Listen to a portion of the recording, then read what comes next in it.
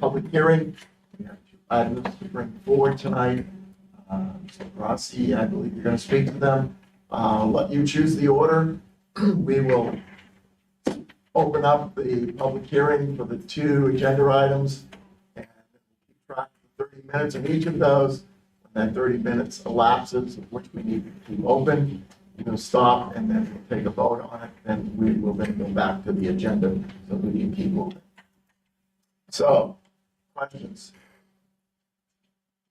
All right. Mr. Grassi, Which one would you like to talk about first? whatever you have in the top. Sure. Let's talk about the justification for additional high school and CTE funding for the project we have one ongoing. I won't read it word for word, but in December of 2022, we put out an RFP for architectural work in an engineering study, which involved both middle schools and the high school. We partnered with LaValle Brenziger to provide that workforce at Gibbs Quote, and they've done a fantastic job to date. Fortunately, we went about $25,000 short to see this project all the way to fruition, which would be, end result would be being prepared for a bond vote in March. So this request asks for not to exceed the price of $25,000 to continue this work and move forward in preparation for the bond vote. Work consists of continuing to guide us, visuals, attending of meetings, PowerPoint presentations, in getting for the public, and attending, I think, 3 public forums, 2 public forums, which they will set up as we educate the district. So that's it in a nutshell. Any questions from the public? Clarification from board members. All right, let's open up the second public hearing motion. This second one is justification for purchasing of band room cabinetry. This summer, we embarked on a renovation of the band room. It's roughly 1,500 square feet. It was essentially original to the structure of 1970. LED lighting, new ceilings, new carpet squares, which look like sheet music there. Painting of the walls and sound deadening in some of the smaller rooms that they do music training in were part of the project. At the time that I came up with the estimates for the space, I did not realize just how bad their band storage cabinets were. Cabinets were covered with posters, obviously loaded with instrumentation, and things were piled up around them. Once they were emptied, it became very evident that these can't just get a coat of urethane and be fixed and put new latches on them. So what you see is a request for cabinets. We went out with 4 quotes and have chosen actually the lesser cost of $56,497.42. Unfortunately, they all come with an installation charge of $9,500, which would bring the request for new cabinets up there to $65,997.42. We've been working with Jonathan, the new music teacher up there. It's been absolutely fantastic. He's been in here with his wife, working on cleaning out and organizing stuff. So it's been nice to partner with someone up there to make this area as organized and professional looking as it possibly can be. So this request is to continue to put the icing on the cake, so to say. I apologize for not noticing the condition of the cabinets. Have a little bit better look at it. Any questions from the public? Board member question. So the $9,500 in setup is, have you looked at the cost of doing it with your own labor, or? I don't have enough staff to do this. It's not outside of our wheelhouse, but I can't dedicate the guys to do that. We're already down an HVAC technician, which is going on 400 hours of missed labor. Anybody knows anybody, let me know. Questions from the public? Alan and I happened to go up and we visited the band room. Yeah, question. No. Yeah, and saw the cabinets. First of all,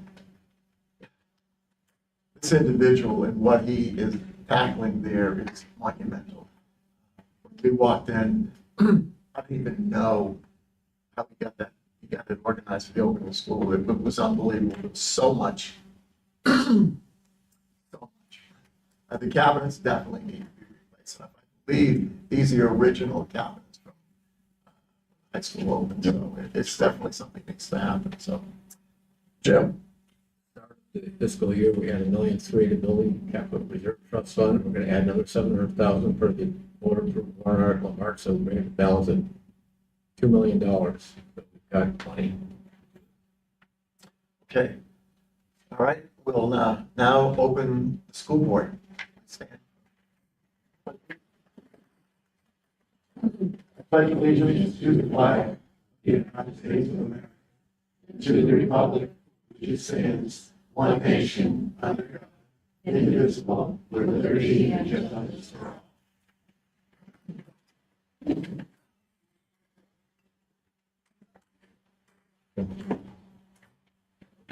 Points of pride. Okay, so I'm going to invite Ben and Diane up and Charlie. For board members who have been board members for a while, some of you may remember back to conversations in policy committee when we talked about bringing a therapy dog into school and all the work that went into it and all the things that needed to happen before we could say yes. This is an opportunity to kind of give you all a glimpse into our school. I'm trying to change points of pride. And what I'm really hoping to accomplish is to bring pictures, to bring people, things that we are proud of, but also give you a glimpse into our schools. Because this room, with its cinder block walls, does not capture what's happening in our schools. So I really want to celebrate that. So both Shannon and Dunny and Melissa Sari from Cold Springs, who donated Charlie and trained Charlie for the district. so we're going to share more about Charlie. I'm going to let Shannon share about Charlie, but I want to say I was at PES for one of their all-school meetings, and I was sitting there as Shannon walked down the aisle of kids sitting on the floor. They were all like getting to pat Charlie, and they were calm. And it was really amazing, just moment. And that's just one of many. So I know most of you know that Conan was in a lockdown recently. Shannon went over in the morning with Charlie. With Melissa, to support them on our PD day. We were doing suicide prevention training. Whenever we do suicide prevention training, we always have 2 facilitators, but we also have another staff member there to act as support, because during that training, it for some people, it can be a real trigger, and we always want to have support. And my understanding is some people were struggling in that session, and Shannon happened to be in it, and she asked Carrie Coates, do you want me to go home and get Charlie? Which she did, and I heard from Carrie how amazing that was. So Shannon's put together a PowerPoint, so I'm going to let her walk through it. Is that it?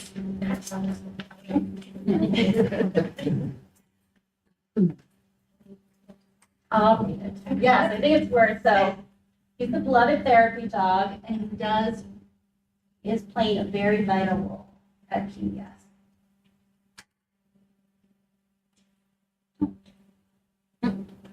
I just Is it the one? It doesn't matter. okay. It's fine. Danny did.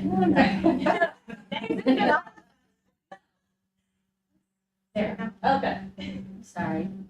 So I shouldn't even use this one. Yes. All right.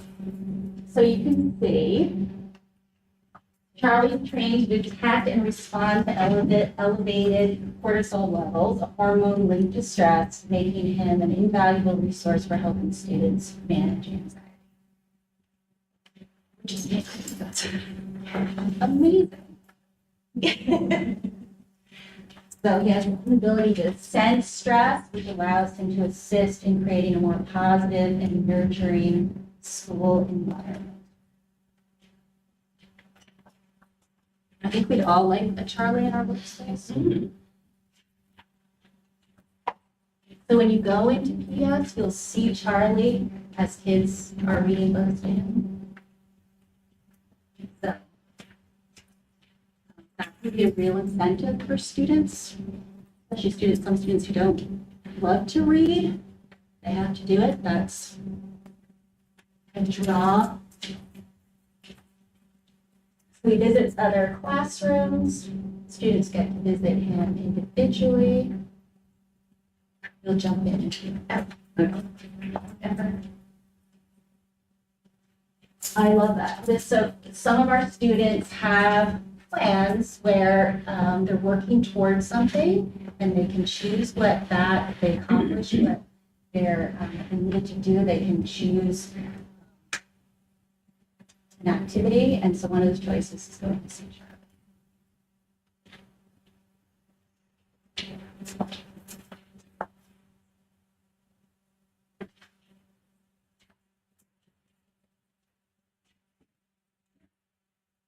Charlie likes everyone. That's important, right?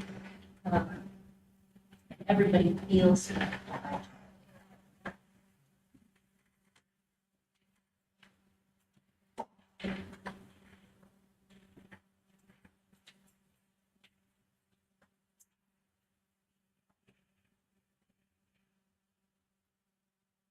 I love all the pictures. I remember being in policy committee and we had so many concerns. Some of them around being disruptive.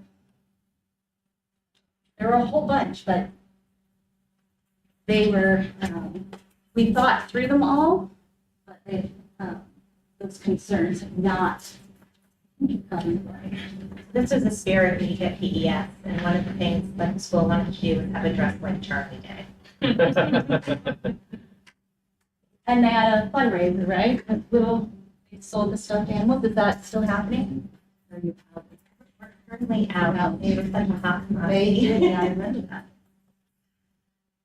I think some SAU administrators came back with some of them. So this was a student that spent a lot of time with Charlie, and her mom has a special memory book that she's put together for every big event in this child's life. And at the end of the school year last year, they brought up that Charlie was part of her memory book because he's had such an impact on her.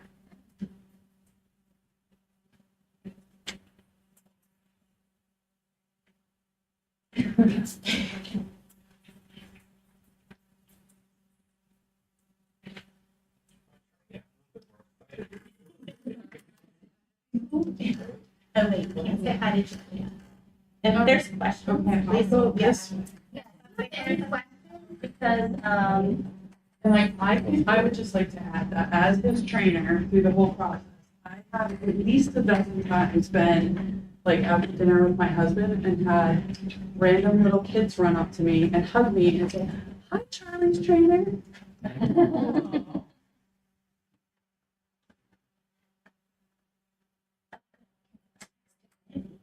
Oh, not a gore, yeah.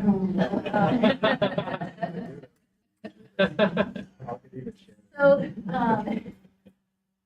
absolutely a point of pride, but I think this is also a point of pride for the district, because when we put Charlie into place, a lot of work was done ahead of time at the board level, at the policy level, and it's provided us with a great model of how to make this happen. And there's a lot that needs to happen, so it's not as if a teacher can just say, and we've had teachers ask if they can, their dog's a certified therapy dog. I'm not an expert in this area, but there's different levels. But can you just share how many hours of training you do a year? Well, it took 15 months to get my hands permanently, between 15 to 18 months, my hands permanently on the leash. So hours wise? we do like 1,000 hours of out in the world training before we allow them to be in the chaos of school.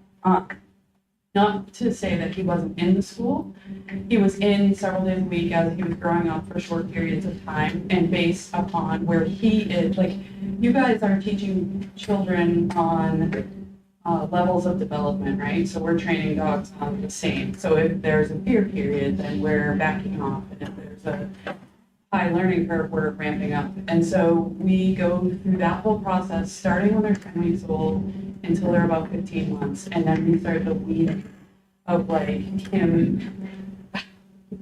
Take that army hat off. You'll be much happier, right? The training is to prepare him for, I mean, if you think about it, do you want 400 little people touching you every day? And so we slowly ramp it up more and more. I see him every day. And then start doing handler training when the dog's like around a year old. So the difference between like the rules that we have as the rules that we have as an organization are a little more rigid. But we have dogs in schools everywhere, and we're the ones that went to the crisis at home and as a group. And I feel like if we're expecting them to be ready for all types of behavior and all types of students and people and chaos, that we need a high level of training. And Charlie made it so that I was able to go into Mondale last year and do an internship there, which kind of happened. Are we looking at any other schools in terms of placing another third dog? We are looking at the high school. It is a significant commitment.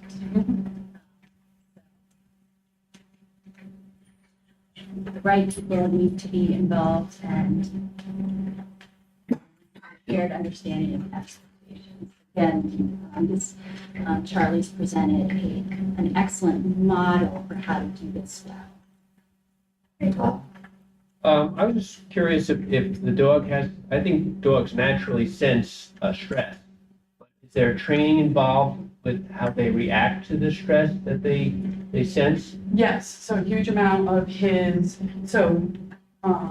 there's layers, I guess. So when we did the cortisol training, we kind of flooded him with high cortisol levels, which is a scent, and then we feed him. And then we pair what's called a task to it.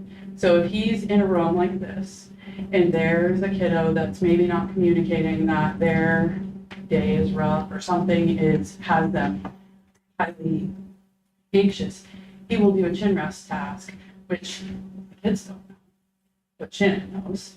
And what they're taught is when they apply pressure to your thigh, your heart rate actually lowers. So they're taught to not relieve the pressure until and ultimately you're correct. It's called deep pressure therapy.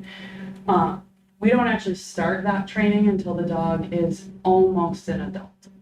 They're imprinted with it when they're like 4 months old, but they're not of the maturity to understand. And so a task becomes kind of a naughty behavior if you do it too soon. So we did his when he was about 10 months. And it takes like 6 weeks. And then just watch him work. And he gets rewards only from who's on the end of the leash, so from Shannon or myself. And once it kind of becomes ingrained, his reward is the release of pressure from the person that he's doing the task with. Yeah. A lot of the training that I do with them is actually service dog training. But facility therapy dog is a harder job because of the amount, like if he was a service dog, he'd only have to worry about her. He's gonna worry about his whole school community. So it's a little harder, so we go a little slower. But he's a rock star. When we visit rooms, he knows instantly who's having a bad day or a rough morning. We had a student last year who was attacked by a German Shepherd. She was very nervous about coming to school. It was on her face. Said, can we help with Charlie? Do we not want Charlie around her? Mom, yes, let's get him in there. The student and I sat out with Charlie in the hall, and he sat with his back end to her. We're just talking and petting, and in the course of the time that we're together, he had moved his body so that his chin was then putting the pressure on her thighs. All of a sudden she looked down, she says, oh my goodness, Charlie's face is here. We chatted for a little bit, and, time to go back to class. She's, can I just give him a kiss? I just love him so much. And here we are with a big bite on her face, and she just goes right up and puts her face right between his eyes. So he's really amazing, and it's communication that no one else in the hall knew what was happening, but he knew. He does deserve one demerit though. One more.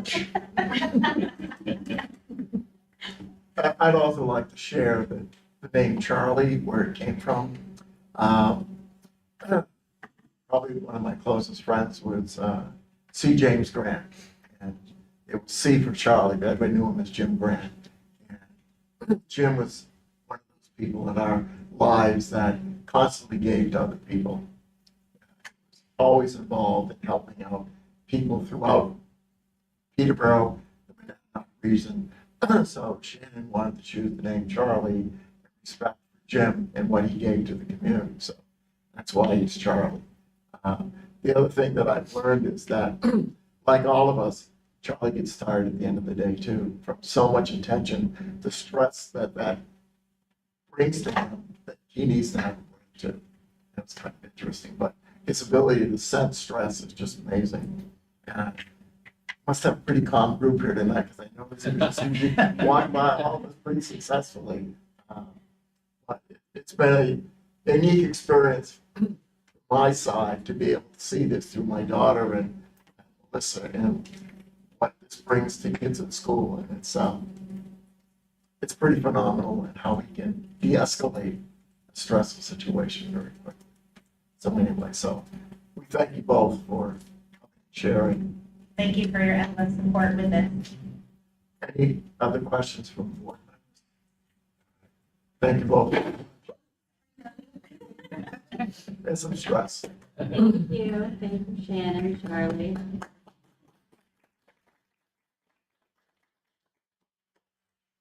I had one more point of pride to share. Sure. I had the pleasure of attending the middle school cross-country meet today that both Great Grove and South Meadow were at. And despite it being quite warm out, all of the kids did a great job persevering and sticking with it and running through to the end of the course. And they did a great job. So, that out. Thank you. Well, one other thing, we're in points of pride, but if anyone's interested in being the board representative to the delegates, school board New Hampshire delegation to represent us, please let me know. Erin has done it in the past. She can't this year. If you have any questions, I'm sure she'd be glad to answer them. But let Erin know, and you can talk to her, and then just give Ann or myself a call, and we'll make sure that you get everything you need to be able to go. I believe it's the 19th of October. Give me one. Yeah, October 19th. Yep.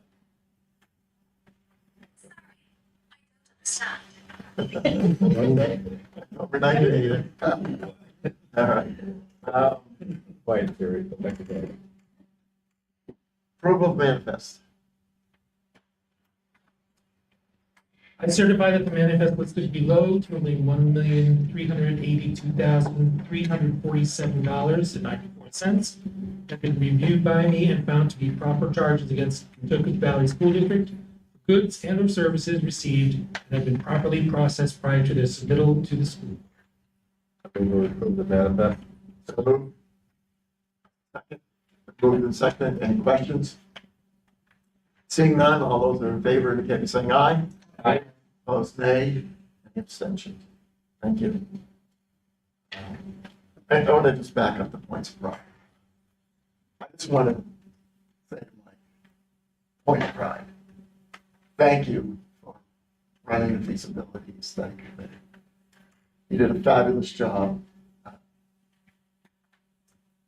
I don't know how you did it. You maintained your cool, you were calm, respectful. I just want to tell you, I greatly appreciated what I saw. Thank you very much. You made me proud. Thank you. You're welcome. Public comments. Is there anyone in the audience? Don't see anyone. Still have a few minutes for the public hearing. Reports. So Conval been up to a little bit this past week. We have, well, this week we've had pool pictures. I heard amazing things about. Everybody was pretty excited about it. We had a college fair today, so it was like a smaller college fair. I wasn't able to go see the colleges that were there, but that was okay. Because we had our first student council meeting with our new advisors, Josie Leonard and Montgomery. And we're discussing all the fun things that we have planned for the year. And we also did a club fair, which we got to have some outside of school clubs, such as Avenue 18 Center, which very tough place to be at. I actually volunteer there. And then a robotics club, and they had a robotic dog, which was very cool. And football won their first game. Question, board members. Again, Ryan, at your discretion, whenever you like to lead us. Okay, thank you, Ryan. I think our teacher representative will be Charlie. I'd also like to, I hope you all received an invitation from CPEA, October 7th, get together. And a country club like Sweden, they're finalizing that. We did that last year. It will be posted as a board meeting because there'll be a majority of us there, I hope. And so we have to post that, which makes it a public meeting, but it'll be at the country club, and you're all invited. And it was a great opportunity last year for board members to be the CBEA reps. 17th. not 17th, oh, sorry. Thank you, Ray. Yeah. 17th, yes, that's right. Alan, communication. From the last communication committee meeting, the first communication we put out was on feasibility study. And it was published Tuesday, September 10th. It was approved by the school board at the September 3rd school board meeting with minor modifications that they were made. And NOFA distribution information sent September 4th to all people that were involved in the distribution of this communication. Follow-up note was sent September 6th. The distribution was slated for 9 town websites, one member from each town communicating with town administration to publish, town administrator, to publish on website. Conval website was in the Conval news section, and each school's website, as they can bring up the Conval News Center section also. It went to the Monadnock Ledger transcript, King Sentinel, State News Media with JGPR, and information was sent out to all the board members on their responsibility to get this on their town website. I did get answers back from about half the school board members of the progress that was made, and that was really good. The issue we ran into is about half the school board members did not get back to us as to whether it got on their websites. Appreciate it if they would be able to do that, so that we can keep this all coordinated. But I'd like to say the Conval website, they did a phenomenal job of putting that on there. It was very, very timely, very well done, and a lot of work to get it on. And I want to thank Helfrey and Mark for they did. And also for all the school board members not involved with the town administrator to get it on the town website. We also talked about the new communication, which is the activity on the feasibility study. It is on the shared drive, which we all have access to in the school board's folder in today's meeting. And it's the same communication outlets that were used in the first one that we're using this one. And we need a school board vote on acceptability. That will be coming up to be talked about right after I finish what I'm talking about. And we'd like that vote to be tonight. This is out on the school board drive, and people were notified about that, should be able to have gotten on there and read it. And if they haven't, well, we don't want to wait 2 more weeks because then the information will be out of date. Need and want school board vote on this. It's going to be published on September 26th, which is a Thursday. We need to get the distribution by September 23rd for publishing on all media, whether the websites, the newspapers, or whatever media we have to be using. So I'll have enough time to get it on the information. And we just asked that you keep the committee informed of progress and activity. Suggestion was made that perhaps we could not give it to the school board representatives of each town to get to their administrator, their town administrator. But I'd just like to say, I think it's a better idea since the town administrator knows who the no idea who the other school board representatives are. Plus trying to coordinate 9 different towns speaking to them. It's almost an impossibility. Some of the administrators are part-time, some are full-time. Getting back to them, letting them get back to you is really difficult. My suggestion is that we keep it going with each school board member just talking to the town administrator, giving them a copy of the communication, let them post it on the website. Comment there. Did you have a specific section of the town website you were hoping to have it posted to? I'm sorry? Was there a specific section of the town website you were hoping to have it posted to? All town websites are different. We wanted a news section, which is what, well, Sheldon put it in there on their website in a section that took an awful long time to get to. So we talked about that and they moved it back to the news section we can get to from the home page. So that's what we prefer to have it, to get it there from the home page. Conval has done a super job on that, getting it into the Conval news. Been on that banner, I guess what we call it, on the side.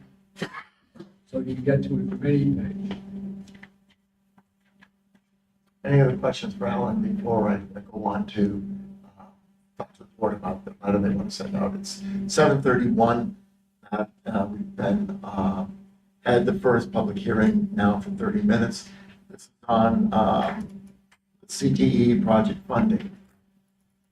I don't have any other questions for board members. We need to allow us to use up to $25,000 to bring in our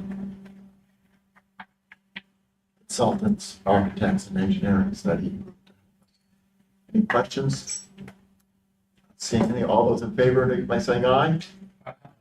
Opposed, nay. Abstentions. And the second one was the Conval band room cabinets. Request is for $65,997.42. Any questions from board members? Seeing none, all those in favor indicate by saying aye. Opposed, nay. Abstentions. I close both public hearings at this time. The letter, if it goes off to the board, has to have board approval. I believe that you would have received it so you can take a look at it. Because of the importance of getting this information out as quickly as possible to stay current, I'm okay with taking a vote tonight. Doesn't give you a week to read it and prepare, but I think when things are critical to the pertinence of the timing and information, I'm okay with that. But if there's a board member who doesn't want to do that, I want that pass, and we have to wait till the next board. So, do I have any objections in having this letter Can you- sent out? Aaron? Can you just clarify which of the two ones we're talking about, the one Alan was talking about or the one Curtis sent us? London Curtis. Yeah, thank you. Clarification. Jean? So why is it called the withdrawal committee as opposed to the feasibility committee? I know I asked, So I used withdrawal study committee because that's how Dean had described it to us in all his white papers. My feeling personally was that feasibility study committee, well, it doesn't have the suitability piece in its name. Well, that is what we've been calling it, feasibility, also studying suitability. So withdrawal study committee being the correct all-encompassing name of what it is. I would say use that. Okay, Okay, may I ask a question? sure. So it refers to on the website to look for the withdrawal study committee minutes, and for someone who's never known anything different, there aren't any. Right, it's called feasibility study. It's called feasibility. That's probably addressed that. So if that's going to cause confusion, which may very well, do you want to change the wording just to adjust that? I can, it's, First I was just communication. describing why I used that. No, I got that. I'm not having an issue with that, but we want to be able to find. I was just going to add, the first communication referred to as the withdrawal study committee. So now I feel like if you change it on the second communication, it might cause confusion. I do see that it's saying just the withdrawal committee, not the withdrawal study committee, at least in a couple places. So I just want to make sure that whatever nomenclature we choose, we're being consistent with it. So I hear recommendation to change the wording. Consistency. Can't just get an indication. Consistency, the important piece here. Move Getting to, that sense. move to approve the communication with the contingency that withdrawal study committee is used consistently throughout. Second. Second. So moved and second. Any questions? Seeing none, all those in favor, indicate by saying aye. Aye. Opposed, nay. Thank you, Joe. Feasibility. So at our last meeting, we started the meeting off by taking a vote on whether or not we needed additional time. And by a 12-3 vote, it was decided that we would go ahead with the vote that evening. The vote ended up being both Dublin and Francistown were not recommended for withdrawal. Dublin by a 9-6 vote and Francistown by an 8-7 vote. The next step is to put together a report of what happened with the vote and send that out to the State Board of Education. And that has to be done by the 22nd of October. Both towns have said that they will be filing a minority report. That minority report has to come to this board as well as the state board. Once we get that minority report, if the board feels that they are in opposition to what that minority report says, we are eligible to appear at the State Board of Education when it's brought up on their agenda and express concerns that we do have.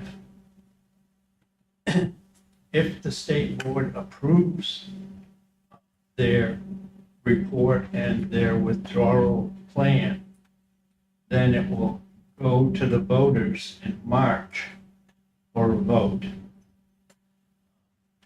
If at that point in time it is approved, then there will be a period of time where whichever town is approved have time to put together their own school board and make preparations for putting together the school district, and it will go into effect July 1st of 2026. I want to thank everyone who served on the committee. It could have been a very volatile topic for us to go through and discuss and make decisions on. And I think at all times, everyone was very professional, very appropriate. It made it very easy for me to have the meetings going the way they were. So thank you all for those of you who served on the committee. Thank you. Any questions? Doc? One, thank you so much for your leading this group. Here, just for a clarification, you said at 12:03, the communication from Curtis says 10:03. We should probably get the numbers correct in the communication. If it's 12:03, it's 12:03. If it's 10:03, it's 10:03. But you just, Sorry, it is October. no. The vote. The vote to call the tally. The vote to call it. You said it was 12:03, and there are 15 votes on the other ones. Excuse me. What's that? I was wondering about that. Yeah. So it's either 10:03 or 12:03. I'm not sure whatever it was. Just make sure we have the correct information in the letter. To call them, I have 12 to 3. What's the, To vote. Okay. So then therefore, I would go back to our previous thing and make a motion. I move we amend it to say 12 to 3. Thank you. Fully feasibility on the agenda, maybe nothing to report. But we'll leave it there until we get to some closure. Thank you. Jim? We are going to continue our efforts. The finance subcommittee is going to continue our efforts to dig into the details of the SAU costs, the elementary school costs, everything associated with it. So this does go to vote in March. I have better numbers we're able to provide. There's a lot of numbers that are in gray area. And I think anybody who's involved in it can speak to it more in detail, but it's not as easy as pushing a button, getting a number. I think we all agree that getting more detail is going to help us in the long run anyway. That's why we'll leave it there. At some point, if the subcommittee wants to report back, we can do that and just keep us updated. So, yes, Chris. Can I just ask if we have an idea on when the subcommittee will meet again? Well, I was going to suggest maybe the next spot you see in your calendar for the next feasibility committee. It's Thursday night. Works for me. All right, so we'll get to the calendar. Put it on. Consent agenda. Any questions on the consent agenda?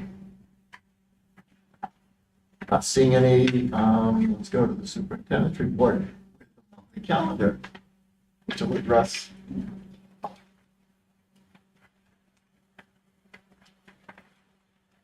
Okay. So September.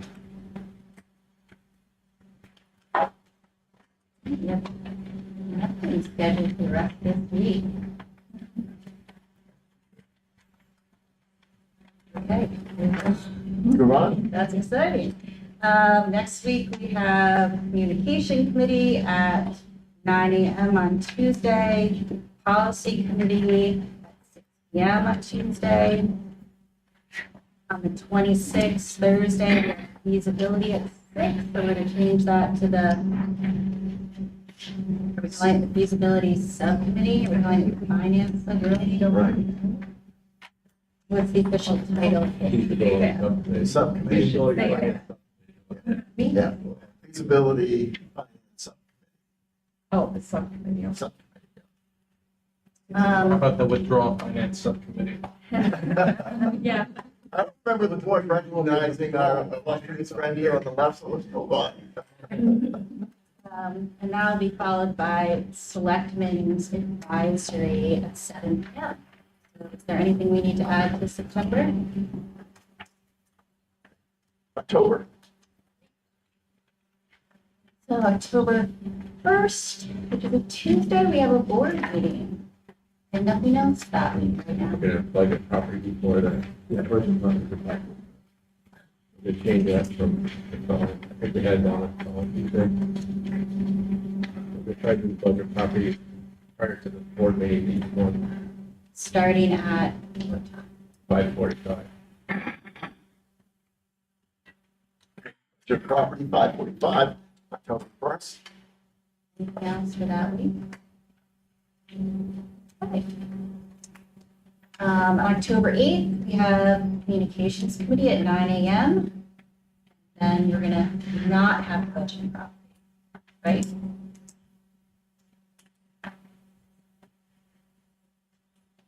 On the 10th, the feasibility subcommittee, financial, TBD. TBD. okay. School board meeting on the 15th, that's the only thing right now for that one.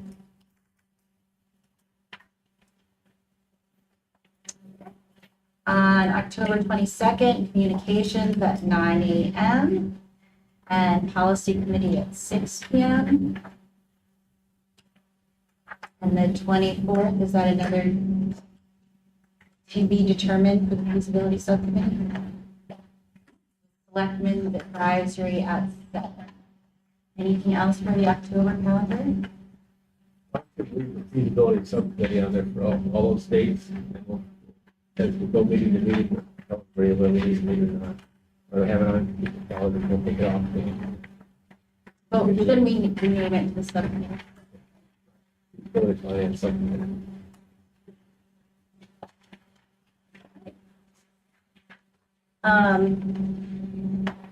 School board requests. We still have the outstanding Title IIA.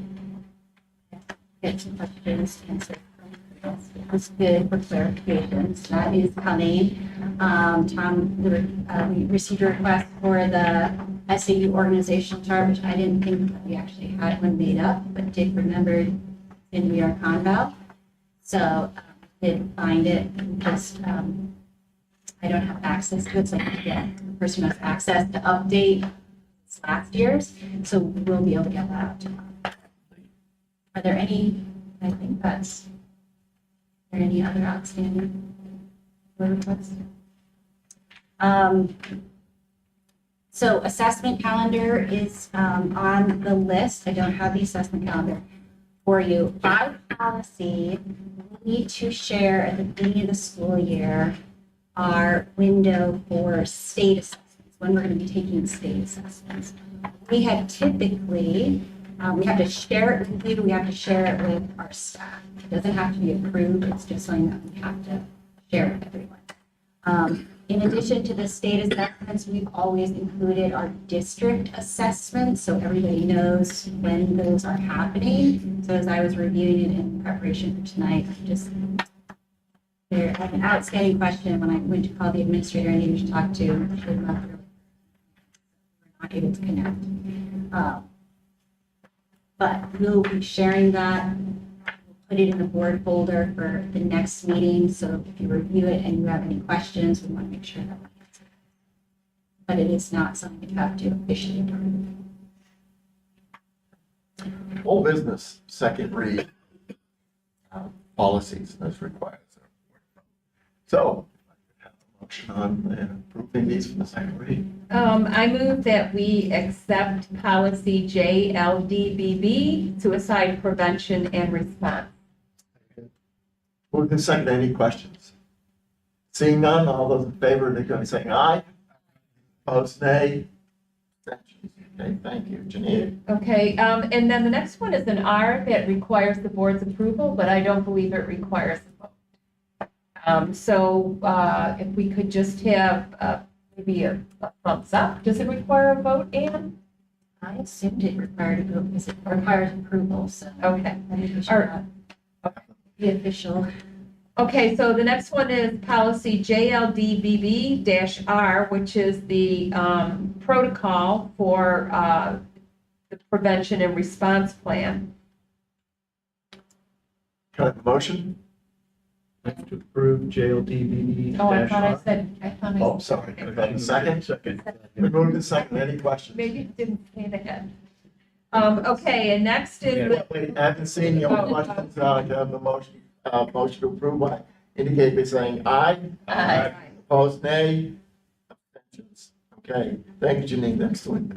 Okay, sorry about that. That's okay.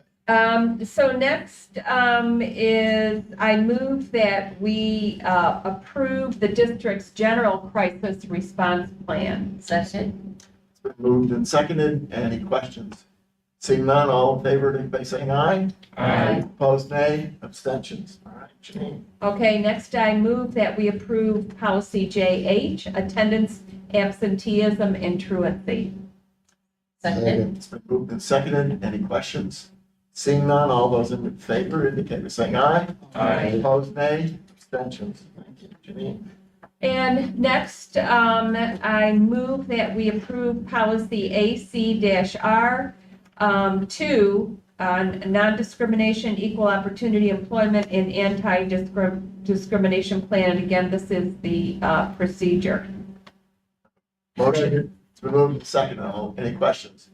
Seeing none, all those in favor indicate by saying aye. Aye. Opposed, nay. Abstentions. All right, Janine. Okay, and the last one is, I move that we approve policy ACAC, Title IX, prohibition of sex discrimination and sex-based harassment. Seconded. It's been moved and seconded. Any questions? Question. Jim? Yeah, I would move that we return this to the policy committee at this time. We have this policy adopted under an emergency basis. This one's still in turmoil, and I would suggest we not adopt it outside of the emergency basis at this time. What, I move to return ACAC to the policy committee until such time as the turmoil on it is. we, second the member's motion. okay, okay. We have a motion, and that motion, we have an amendment to the motion that's been seconded. And that's to return to policy until clarification is brought forward on this. We already had a motion on the floor to adopt it. Right, but then, so we can vote that down. Back to, so all those, the question was to wait until it's been clarified. So the motion is to approve it. All those in favor indicate by Can I have raising. a question? Yes, Tom. So does the policy committee have a recommendation one way or the other, or is the policy committee uncertain which direction to move on this? This policy has been adopted already on the emergency basis prior, so it's in our policies, it's there. I feel, me on the policy committee, feel that this policy is still a policy that's in turmoil in the courts. And I would prefer that we let that settle until such time as that's completely resolved before bringing it forward outside of the emergency basis. Janine?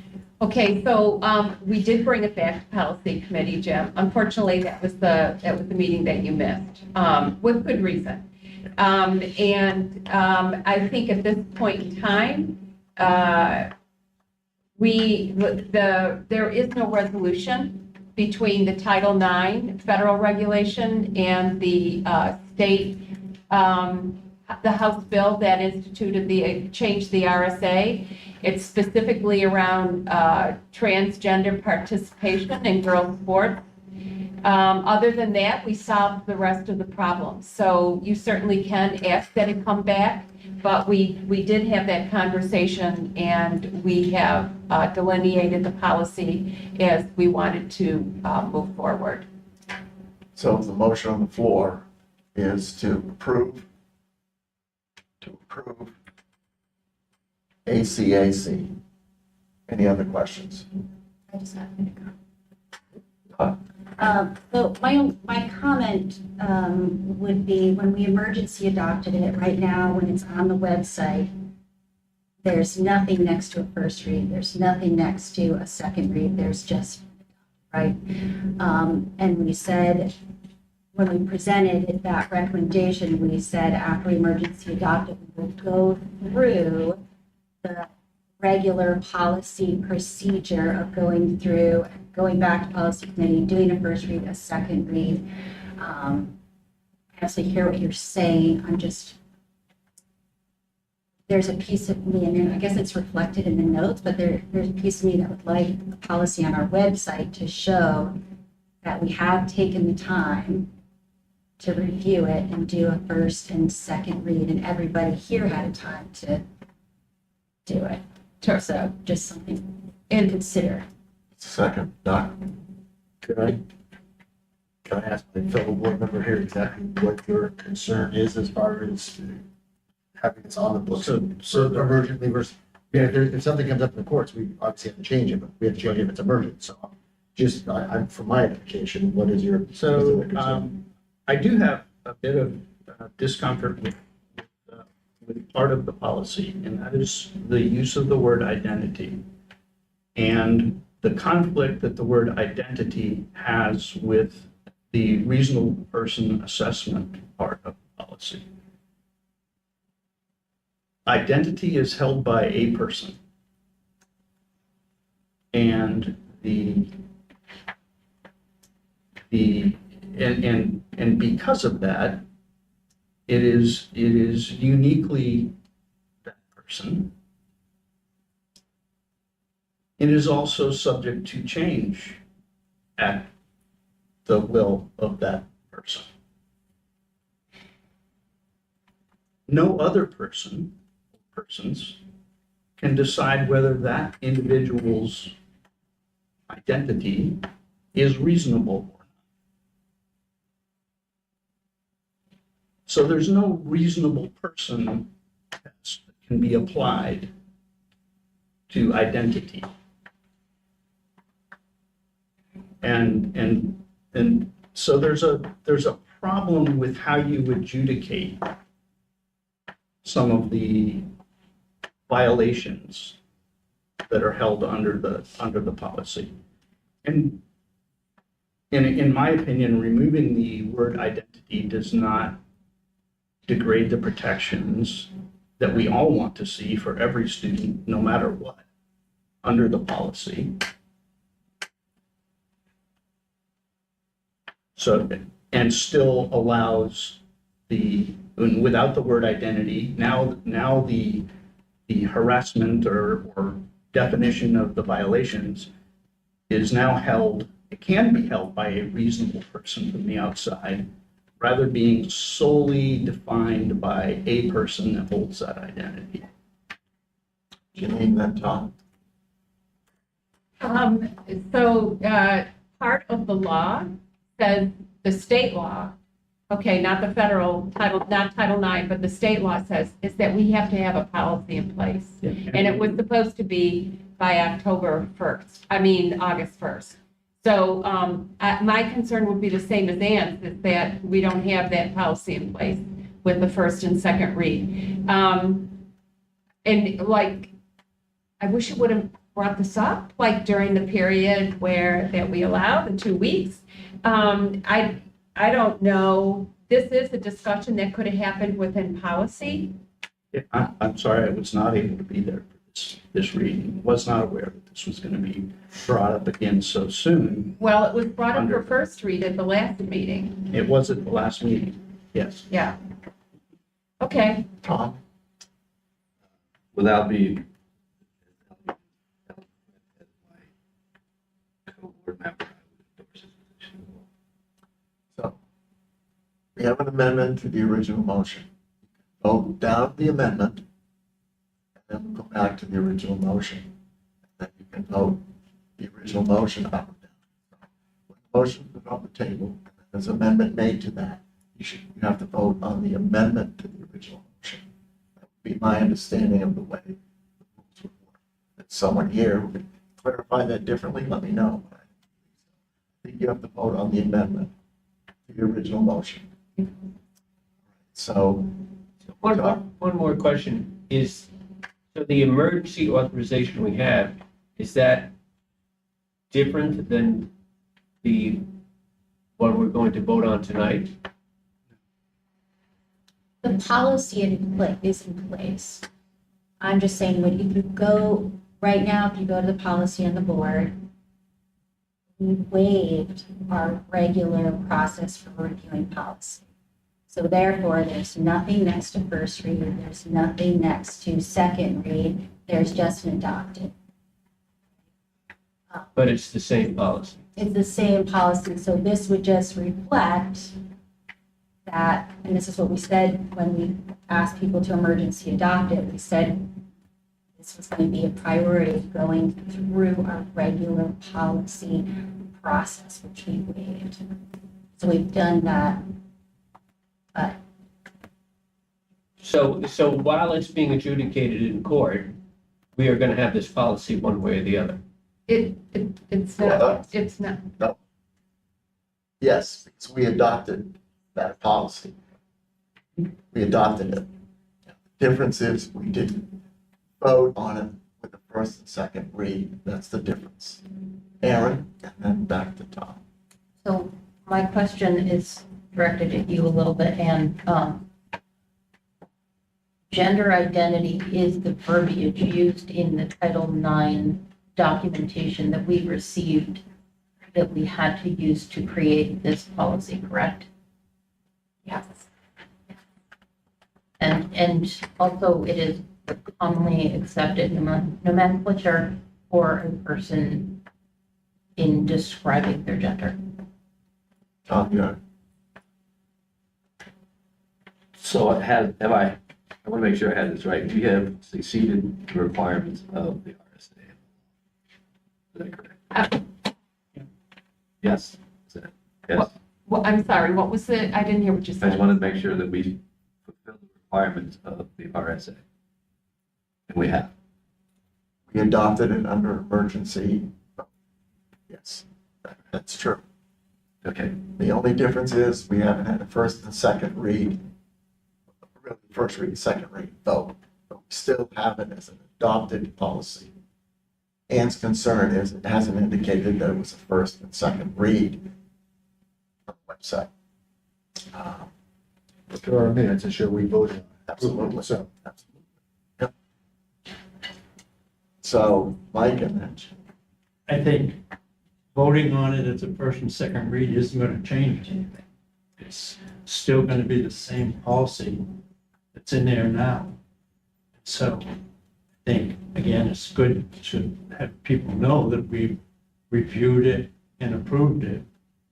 Then, depending on court hearing or whatever comes out of that, we can change policies anytime we want. So we can go back and make changes that people are concerned about later on. Because voting on it is not going to change anything.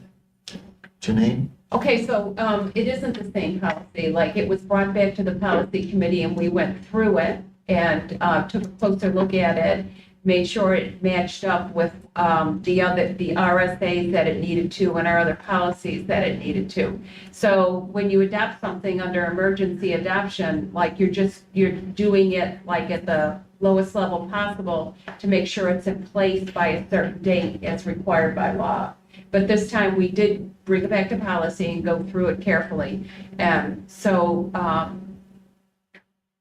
there is a difference between first and second read and emergency adoption. So, So we have a amendment on the floor. Jim, will you restate your amendment? My amendment was to return ACA to the AC. AC. to the policy committee until such time as the, Seconded by Bill. So I'm going to ask for a show of hands. All those in favor of the amendment to send it back to policy, please raise your hand. 1, 2, 3, 4. Okay, all those opposed?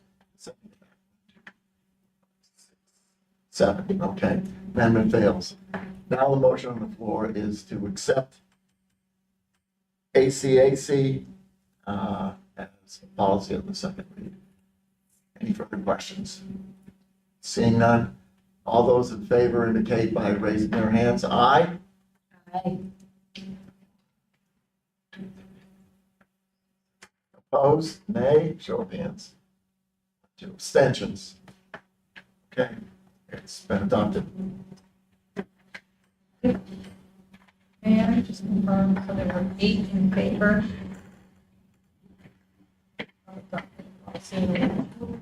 Two opposed. I saw 2 hands. Opposed. There were 3 opposed. No, I saw. Yeah. Okay, so 3. You got it right. Okay. Good on that vote now. Okay. Expense and encumbrances files, please. Expenditures and encumbrances.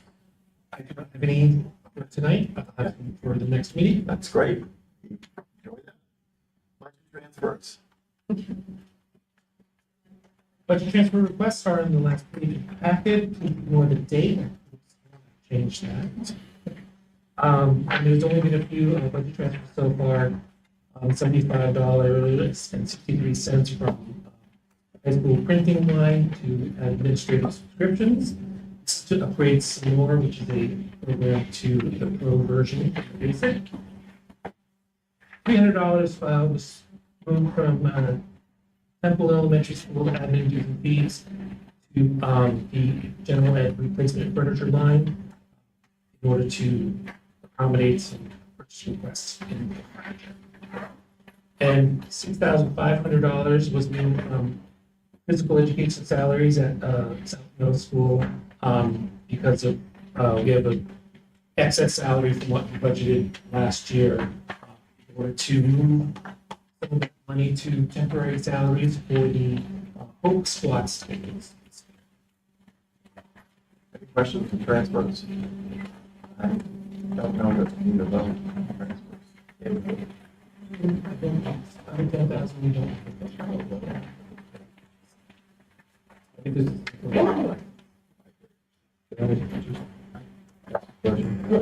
What's the whole squad?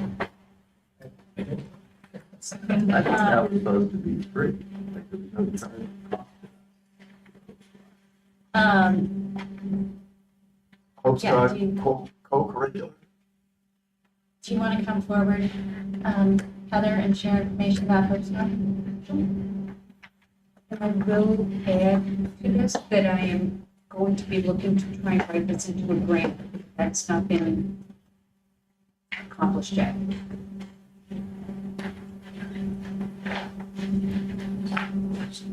Okay, so I was Heather Rizal, high school principal. I was not on the committee for the Hope Squad, but it's my understanding, so correct me if anyone has more information than I do, that MCH has generously helped fund the initiative for Hope Squad for both the middle schools and high school to start moving forward progress on this. So based off of their website, it's working to spread hope and prevent suicide.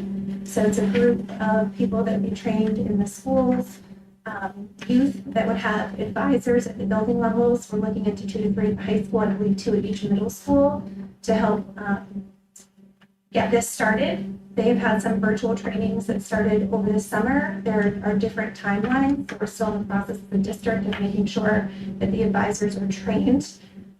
Even though MCH is really funding a huge piece of it, we need funding for the advisors. And this happened after the last budgeting cycle, so we could proactively budget for these stipends. So we were very grateful to MCH, and we needed to figure out how to fund the advisors for the work that they will do. So this group that would be nominated by their peers would meet regularly with their trained advisors to talk about mental health. The students involved, if there was an issue that's important to them or something that they wanted to help raise awareness for the school, they would actually be trained as students, the different members about distress, ways to reach out, how to connect peer-to-peer, and then interact and educate the entire school community, and it would become a part of the culture. So we're really excited about the potential of the Hope Squads in the different buildings. I'm actually having a meeting this Thursday with one of our teachers that was recently trained along with Carrie Coates to hear more about how that process went, so we can get that better.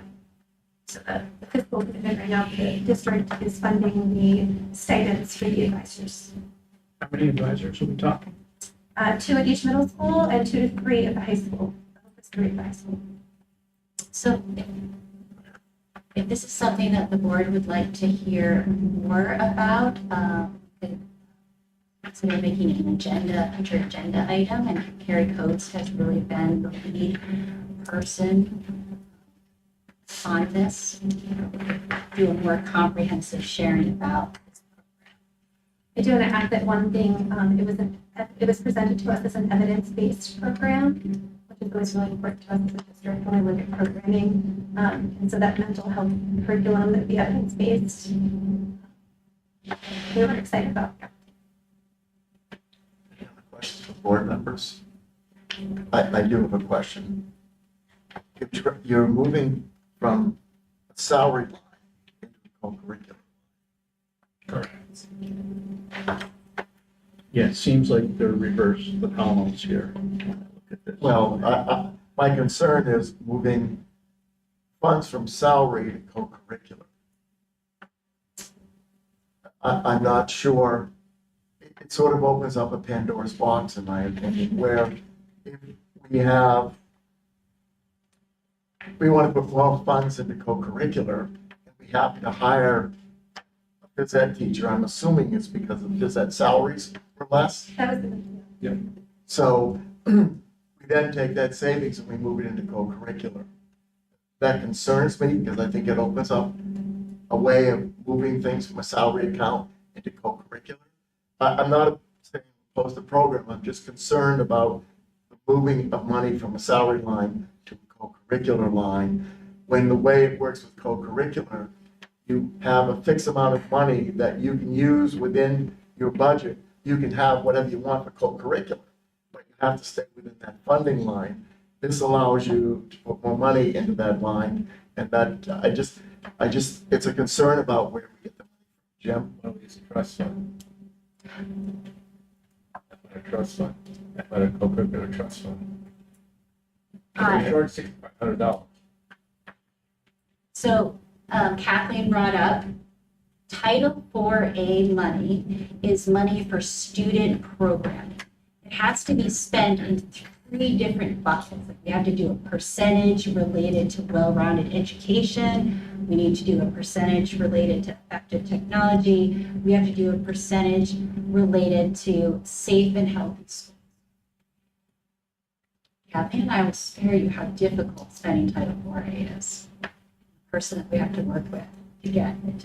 And the safe and healthy one is particularly hard. Things get returned to us all the time. And anything that falls into that category needs to be evidence-based. This is evidence-based student programming. So I feel like the place where we need to be finding putting the support in for the teachers that are taking on an additional workload would be Title IV-A. I think the principals, I'm guessing, were asked to find it in their budget, and last year budgets were lean, so they're looking probably anywhere, I'm just making a guess. Tim looked, hey, where do I know I have some extra money, and that's how it happened. But I think Title IV-A is the appropriate place for this to be right now. Trust fund can't be associated with Title IV-A? I'm just thinking we have such a hard time getting things approved. The safe and healthy, not the well-rounded, not the effective technology, but the safe and healthy has to be an evidence-based program, and you have to cite and explain all the research. So a lot of things that we brought forward, the state has said, no, I think this is a perfect fit for money that we had to spend that has been difficult. I understand, but doesn't using trust funds preclude that argument with the state? No, she already got it approved. Well, if we use trust funds, then we wouldn't have to use the.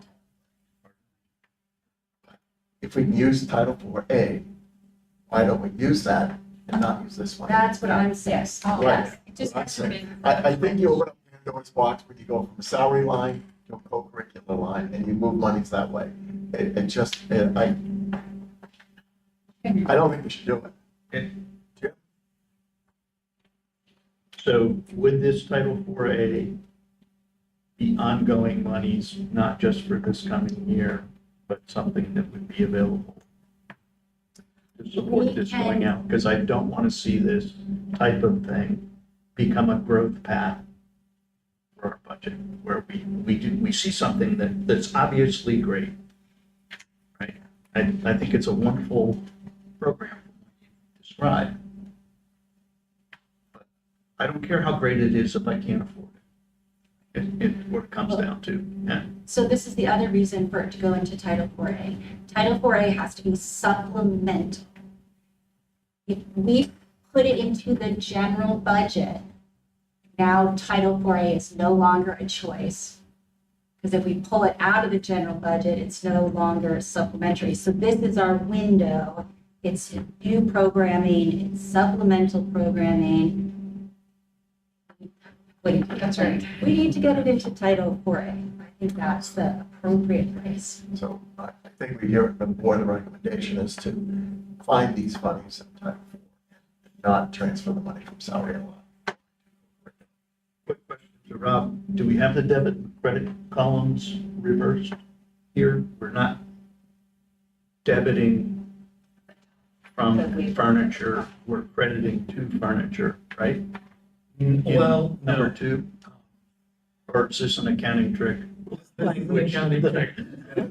Yeah, no, it took me a while to get used to this very first year. Okay? The debit column is actually your working budget, and that's what you're taking money from. Okay. The credit column is, let's call it, it's not really revenue, but it's the offset for the budget that you are using to pay for things. Fine, if it's accounting language that I don't Yes. understand, I'm happy to go with it. If you look in the accounting software in the program, the credit side would have parentheses and be in red. Okay. So it's very counterintuitive. So very just.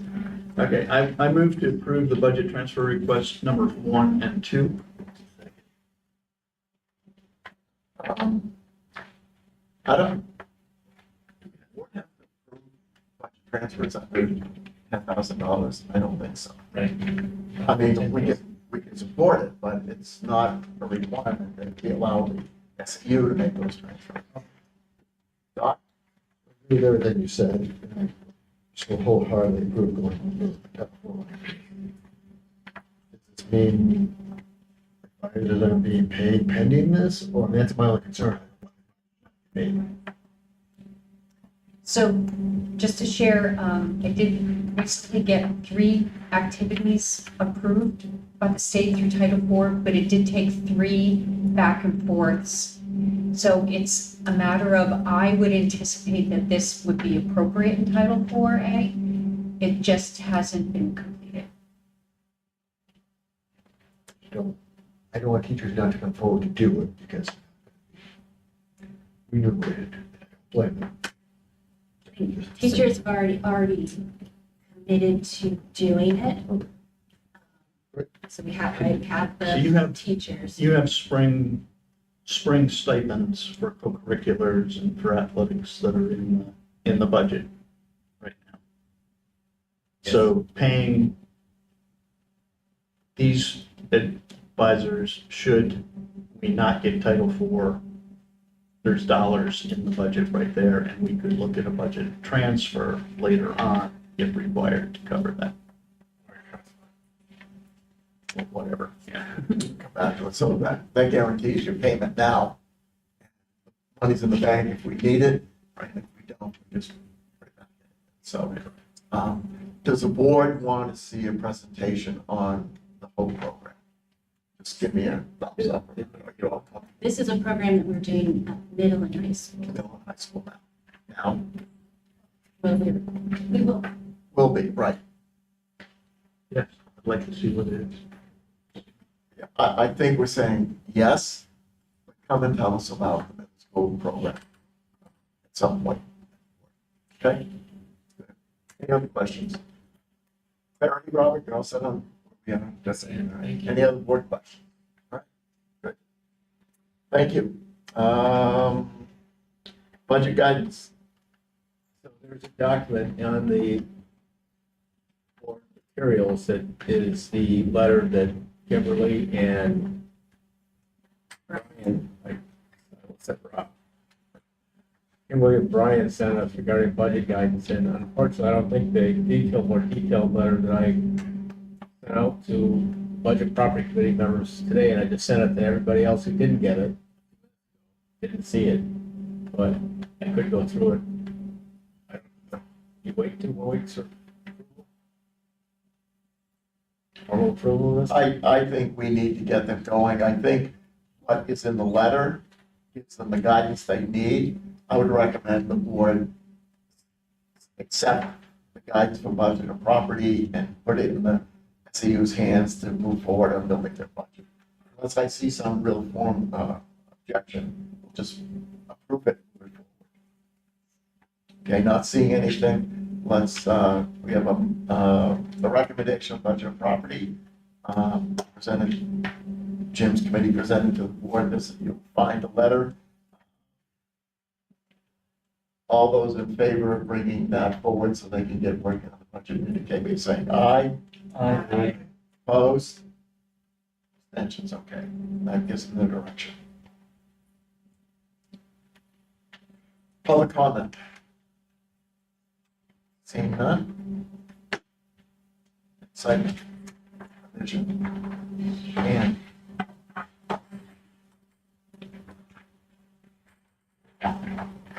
Like an PowerPoint.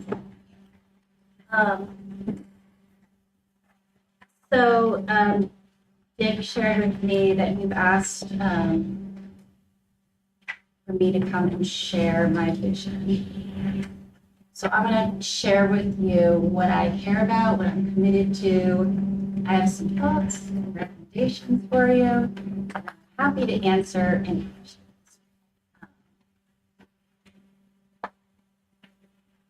Let's see if PowerPoint. When I first moved into the assistant superintendent role, the board asked Kimberly and I to come and share a vision. And what? You're not seeing what I'm seeing. Because it's your vision.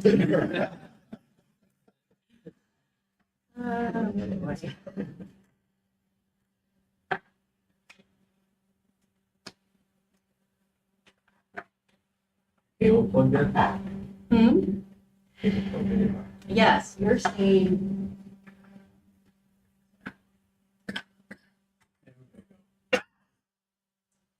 Try again.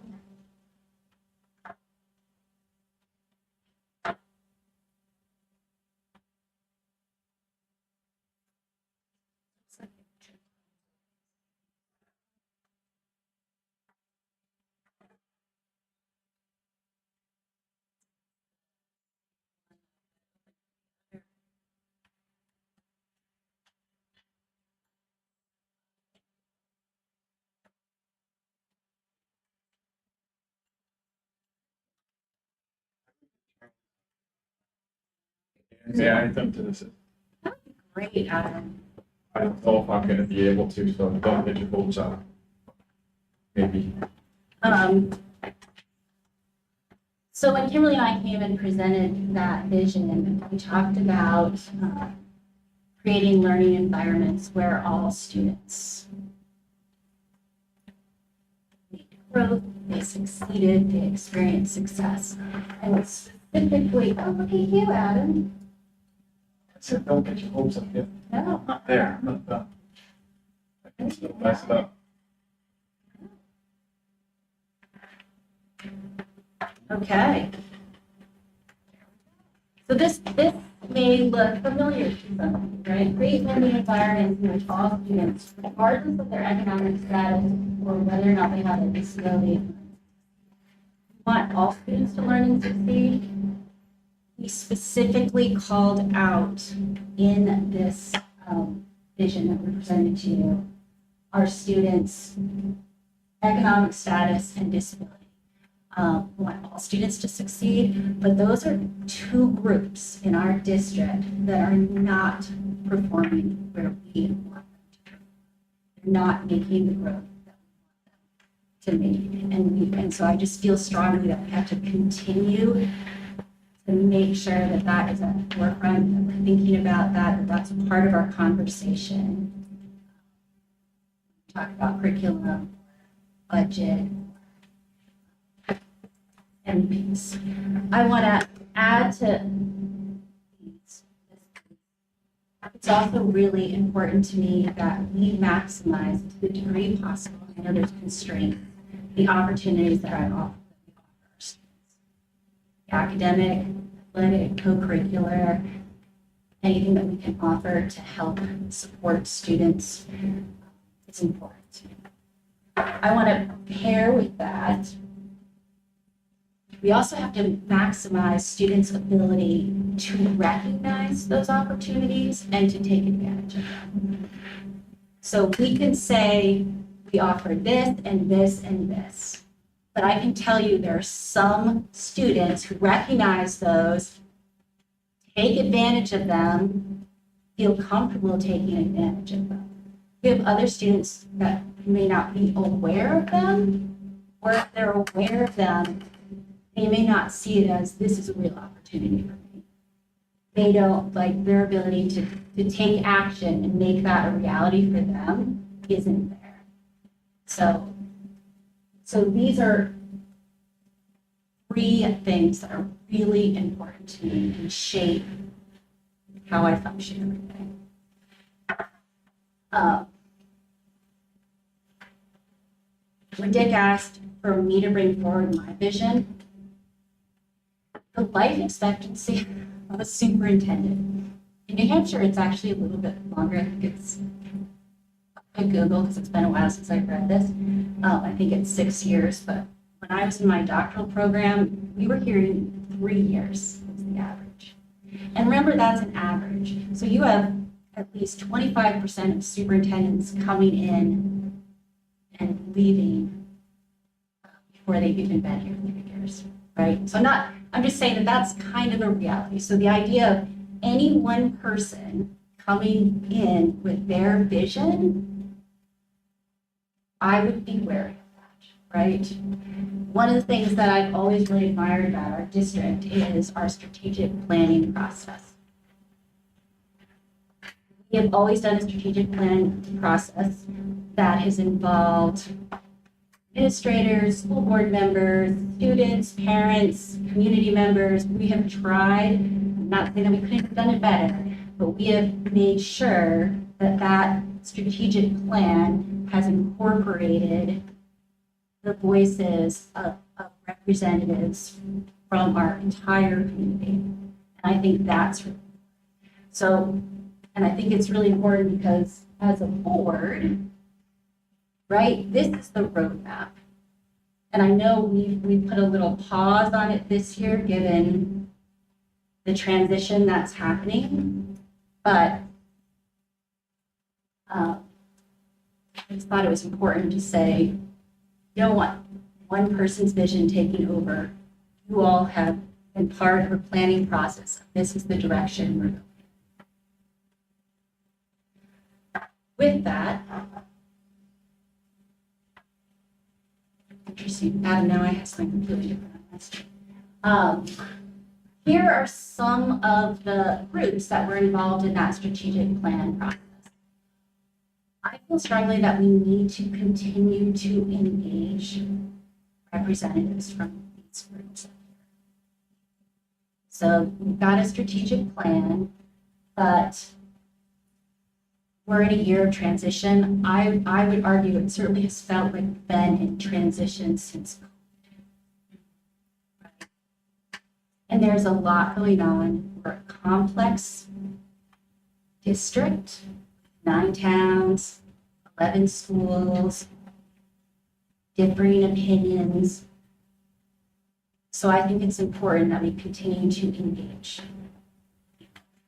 And so I kind of wanted to partner with you, and I've started this with the SAU administrators. One of my goals this year is to find a time to interview, actually all of you.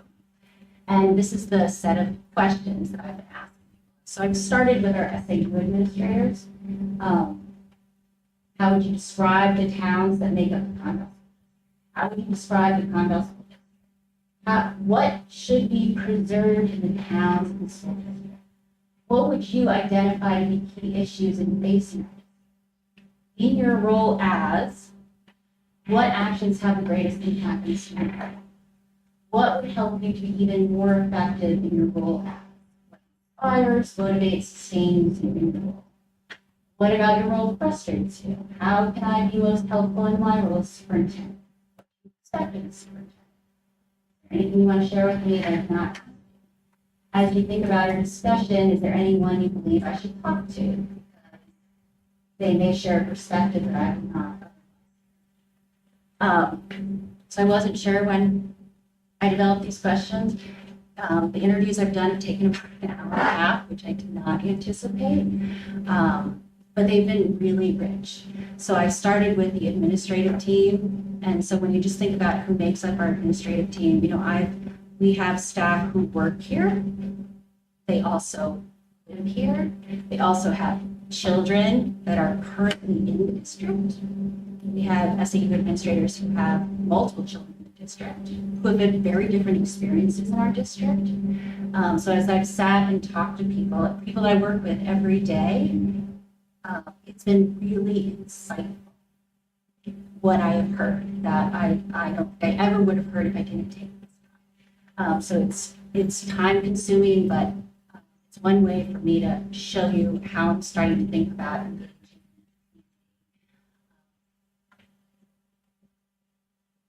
The other role is if you were a new superintendent, you would be doing site visits all right?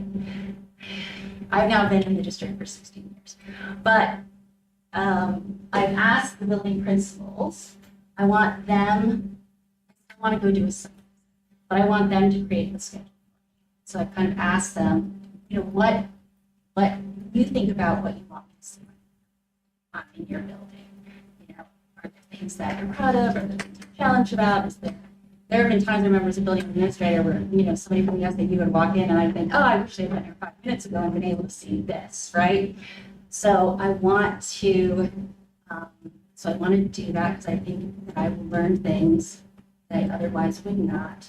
And it's also in my mind, because I've been here so long, and education can be very fast-paced with what we're often ends up on our plate every day.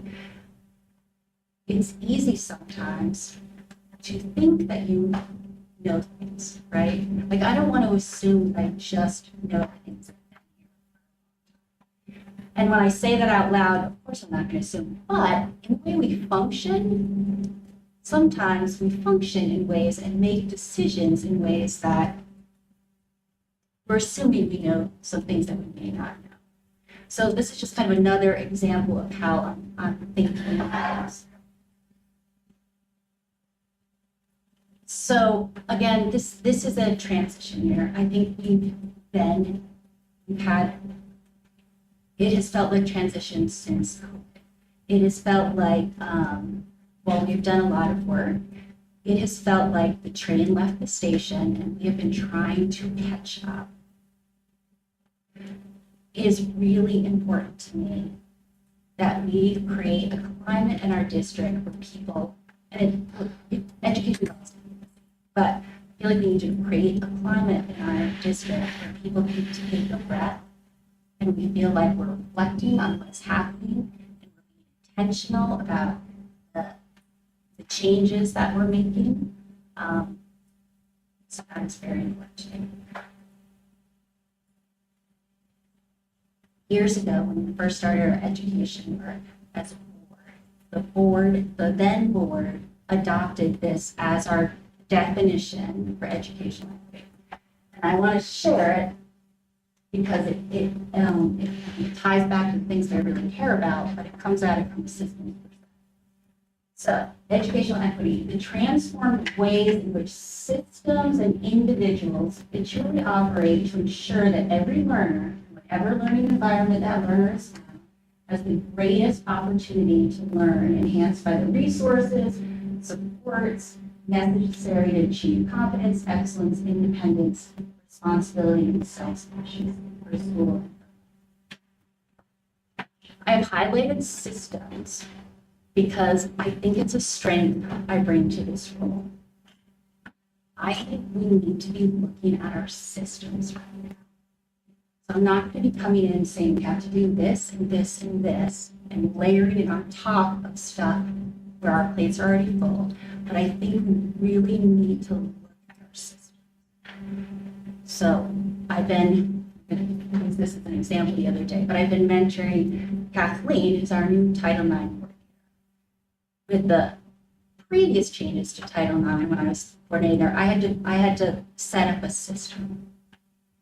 And so now I'm kind of walking her through that. And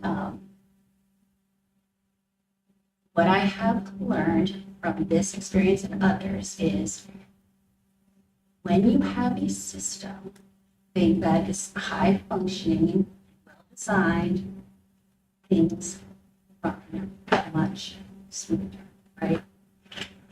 So when you think about Title IX, it's this kind of process, set of procedures.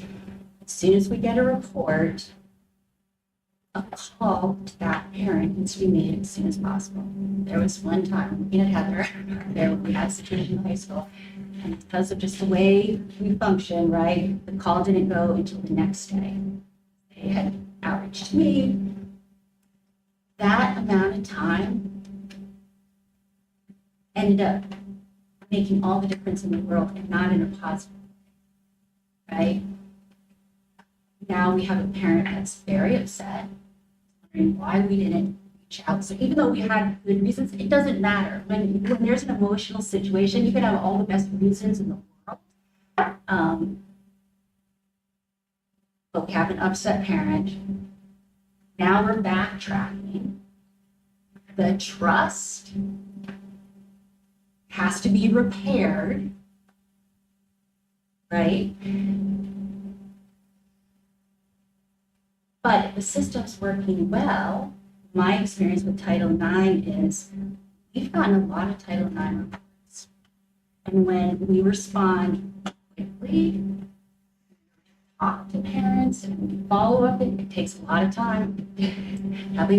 It'll take over 2 days, but it is worth it. Because if parents feel like we're on it, we care, we're in touch with them, we're talking to them, we're available to answer questions. Our experience has been most of our Title IX reports end there because we focused on supportive measures, put things into place to address the situation. And most of our parents are like, that's all I want. I just want to know that this has been taken care of. My child can go to school, they can feel safe. And the trust is there. They believe what we're saying, that we care about their child.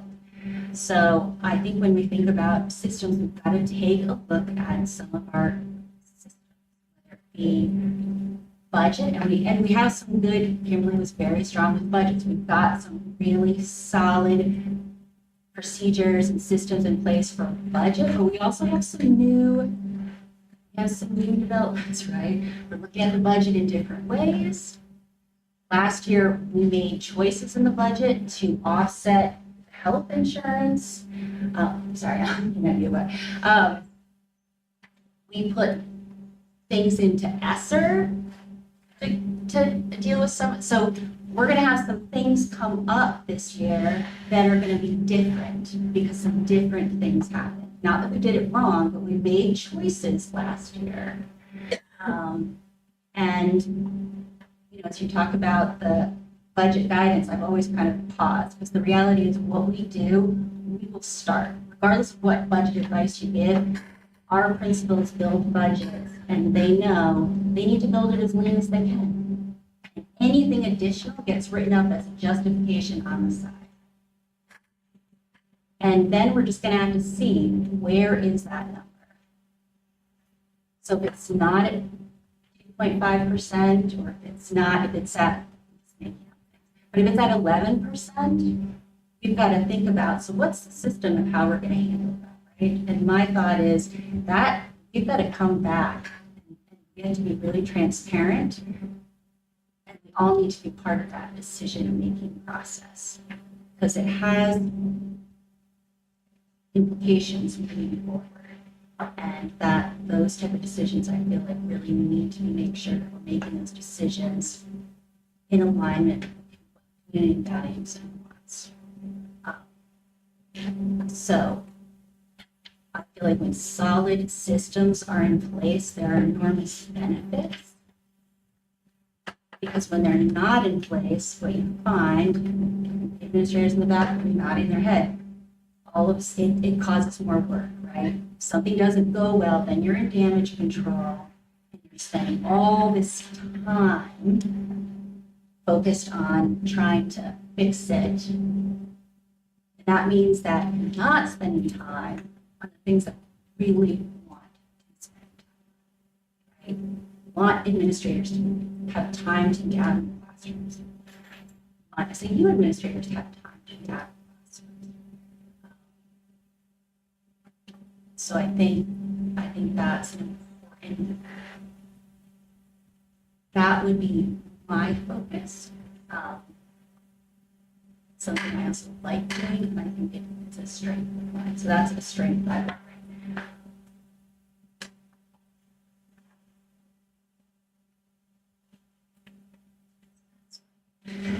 now. So questions, I guess I'll close that. I live in this community. I went to school here. My siblings went to school here. My daughter graduated from Norvell High School. My nephews graduated. I've now been, there's some administrators that, and I understand, there's some administrators that like to live out the district. Sometimes that just happens, right? It's not a choice, but to have that separation, I've always really loved. And at this point, I think my initial communication to staff this year back was I was out at a restaurant and there was a student who was waiting tables that I knew. And so across the suite, there were like 3 different students. And as an administrator, you have the honor and privilege of sometimes knowing some of the things. So, some of the students I'm looking at thinking, wow, like how far they've come, right? So to have that ability to be in a community where I'm now seeing, and as I was, a student came over and introduced herself to my entire family, and I was like, so that felt good. And I was thinking about that student, that all the people that were in the Convent School District that contributed, right? Because I know it was a village that supported that student and all of our students across the way. So that's, I care about this district, invest in this district. You all have an important job to do, and we need to support you in whatever decision. Any questions? Questions from board members? Thank you, man. Thank you. We have non-public. Oh, good.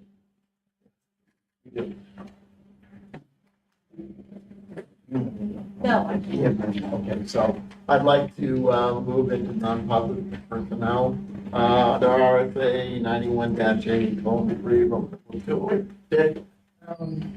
Mike, Janine? Tom, Phil, Curtis?